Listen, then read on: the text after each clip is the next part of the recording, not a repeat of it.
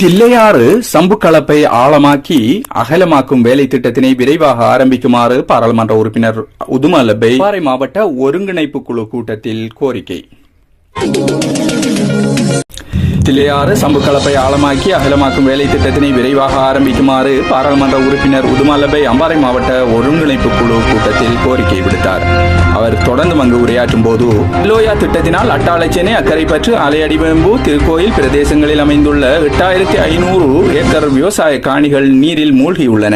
மேற்படும் எல்லா காலங்களிலும் மேற்படி பிரதேச மக்கள் வெள்ளத்தினால் பாதிக்கப்படுகின்றனர். உலக வங்கி திட்டத்தில் தில்லையாறு சம்பு கலப்பை ஆழமாக்கி அகலமாக்க 30 மில்லியன் நிதி ஒதுக்கப்பட்டுள்ள நிலையில் இதுவரைக்கும் வேலை திட்டம் ஆரம்பிக்கப்படாமல் உள்ளமை கவலைக்குரிய விடயமாகும்.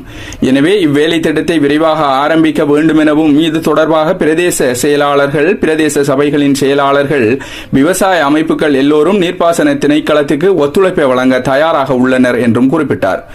அம்பாறை மாவட்டத்தில் கடந்த வருடமும் இவ்வருடமும் ஏற்பட்ட வெள்ளத்தினால் விவசாயிகளுக்கு தொடர்ந்தும் பாரிய நஷ்டம் ஏற்பட்டுள்ளதுடன் பொருளாதாரமும் பாரிய வீழ்ச்சி அடைந்துள்ளது. வெள்ளம் ஓடுவதற்கு தடையாக இருக்கும் அணைக்கட்டுகள், பிரதான வாய்க்கால்கள் புனரமைக்கப்பட வேண்டும்.